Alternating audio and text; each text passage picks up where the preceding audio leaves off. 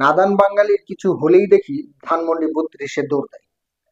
মানে আওয়ামী লীগ হরতাল ডাকছে বা লকডাউন ডাকছে বা শাটডাউন ডাকছে বা 15ই আগস্ট, শেখ মুজিবুর রহমানের মৃত্যুবার্ষিকী, আওয়ামী লীগের কোনো কিছু কার্যক্রম ঘোষণা করলেই বাঙালি এখন ধানমন্ডি 32-এ দৌড় দেয়। তো ধানমন্ডি 32-এর অবস্থা কিন্তু গত 15ই আগস্টই শেষ। সেই সময়তেই কিন্তু এটাকে একবারে ঘুরিয়ে দেওয়া হয়েছে এবং সেটার যে আসবাবপত্র ছিল এবং পুড়ে যাওয়া যেসব গাড়িগুলো ছিল সেগুলো পর্যন্ত খুলে খুলে সবকিছুই খাওয়া শেষ। ইভেন বিল্ডিং গুলোর যেই ভেতরে যেই লোহাগুলো থাকে বা রড গুলো থাকে সেগুলো কিন্তু খুলে খুলে খাওয়া শেষ। এখন কিন্তু আর খাওয়ার কিছুই নাই। কিন্তু তারপরও দেখতেছি যে আজকে বোলডুজার নিয়ে ঢাকা কলেজের বা অন্যান্য কলেজের শিক্ষার্থীরা মিলে বোলডুজার নিয়ে সেখানে গিয়ে হামলা দিছে, আরো তারা নিশ্চিহ্ন করতে চাচ্ছে এবং সেটাকে একটি খেলার মাঠে পরিণত করতে চাচ্ছে। তো আমার কথা হচ্ছে এই যে আর কত, একটা চুইংগামকে তো যখন চাবানো হয় তার তো একটা নির্দিষ্ট সময় থাকে যে এত সময় ধরে আমরা চুইংগামটাকে চাবাইতে পারবো, এরপরে কিন্তু ফেলে দিতে হয়। তা আমরা এই বঙ্গবন্ধুর বাড়িটিকে ভেঙে ওরকম চুইংগামের মতো চাপাই চুবাই কিন্তু ফালাই দিছি। কিন্তু বাঙালি এমন একটা জাত যে ফেলে দেওয়া চুইংগামকেও আবার মুখে নিয়ে চাপাতে সক্ষম। তো এখন কিন্তু সেটাই ঘটতেছে। শেখ মুজিবুর রহমানের বাড়ির কোনো অবশিষ্ট না থাকার ফলেও সেখানে কিন্তু এখনো ছাত্র জনতা গিয়ে হামলা দিচ্ছে এবং সেটাকে আরো চাপাইতে চাইতেছে। আমার কথা হচ্ছে আর কত চাপাইলে মানে এটাকে নিশ্চিহ্ন করা সম্ভব।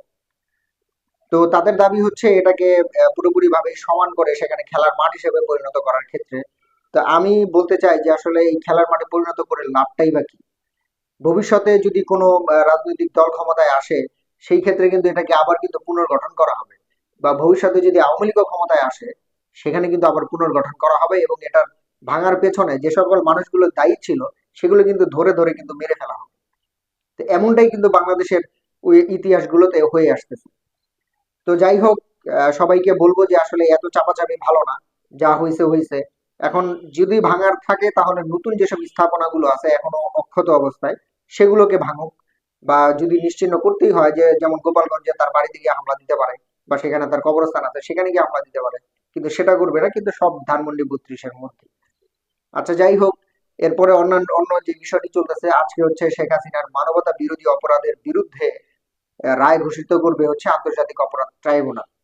তো হয়তো সেখানে তাকে ফাঁসির রায় ঘোষণা করতে পারে। যেহেতু জুলাই আগস্টের আন্দোলনে শেখ হাসিনা অনেক মানুষকে মেরেছেন, তো সেই ক্ষেত্রে তার কিন্তু ফাঁসির রায় হওয়ার সম্ভাবনাটাই বেশি। কিন্তু মানুষটাই তো আসলে দেশে নাই। তো ফাঁসির রায় দিয়ে হবেই বা কি?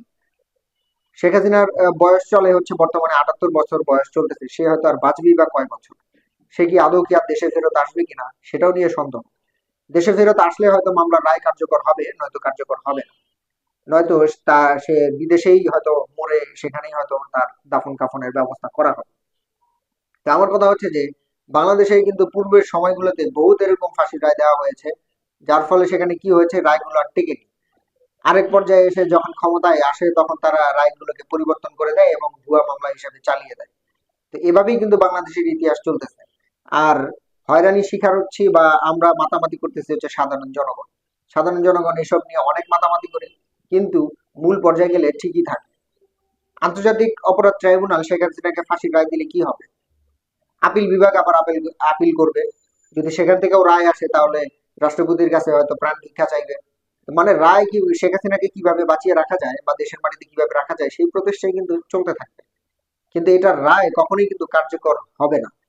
আর কার্যকর হলেও শেখ হাসিনা যদি আসে তাও তবে কার্যকর হওয়ার সম্ভাবনা থাকবে। কিন্তু শেখ হাসিনা যেহেতু আসবেই না, সেখানে কার্যকর হওয়ার কোনো সম্ভাবনা নেই। শুধু শেখ হাসিনা নয়, শেখ হাসিনা সহ অন্যান্য যেই মন্ত্রীবর্গরা এই ঘটনার সাথে জড়িত ছিলেন বা এই অপরাধের সাথে জড়িত ছিলেন তারা কেউই কিন্তু দেশে নেই। তো এক প্রকার মানে এই বিচার কার্যক্রম পুরোপুরি ভাবেই আমার যেটা মনে হয় এটা একটা শো আপ। জনগণকে দেখানো হচ্ছে যে বিচার হচ্ছে। আসলে বিচার কার্যকর কতটুকু হবে সেটা আমার সরকারের কাছে প্রশ্ন রয়ে গেল। আদৌ কি শেখ হাসিনাকে আমরা বিচারের কাঠগড়ায় দাঁড়াতে পারবো কিনা, দাঁড়া করাতে পারবো কিনা, সেটাই এখন প্রশ্নের বিষয়।